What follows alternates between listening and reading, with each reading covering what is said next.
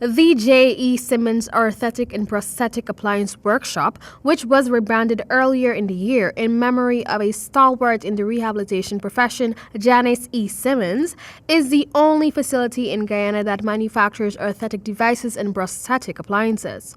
The workshop, which is situated within the compound of the Ptolemy Reed Rehabilitation Center in Carmichael Street, Georgetown, provides rehabilitation services for persons living with developmental or physical disabilities in Guyana, such as those with amputated limbs and hearing deficiencies. Nightly News sat down with the rehabilitation officer of the Ptolemy Reed Rehabilitation Center, Cynthia Massey, who gave a brief history of the workshop. From when we started 52 years ago as the Polio Rehab Center. Polio Center provided rehabilitation for children who had become paralyzed after the polio epidemics in the 60s. And as part of their rehab, they had to have calipers and braces for their paralyzed limb, and a small brace shop was established at that time. It's that brace shop which has now morphed into the J.E. Simmons Orthotic and Prosthetic Appliance Workshop.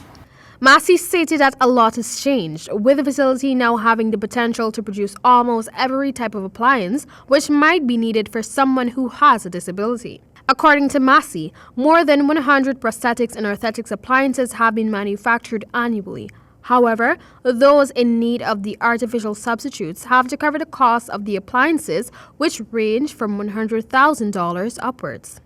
What I should mention, though, is that our prices are what we call user charges because they only cover replacement costs.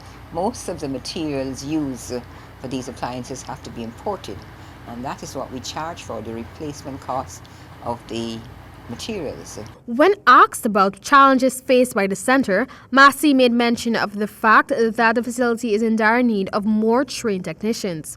She also expressed hope that attention will be paid to the urgent need for expansion at the facility, since according to Massey, this space being presently utilized is inadequate. Senior prosthetic technician Colin Charles, who has been practicing for the last 22 years, stated that for this year, 140 patients required both prosthetics and orthotic devices. We think that more financial resource need to be poured into this service, and so that we can able to manufacture prostheses at a higher technology, higher level, to make it more par with the developed world. Because right now we are doing more or less the basic type of prosthesis, which we would like to see that more resources, both financially, pour into the service, that we can explore and probably compete with developing world. Leading physiotherapists at the center, Ernesto Campo, encouraged persons living with disabilities to eat healthily, conduct daily exercises, and to visit the rehabilitation center to solicit professional help. I'm Mal Griffith, reporting for HGP Nightly News.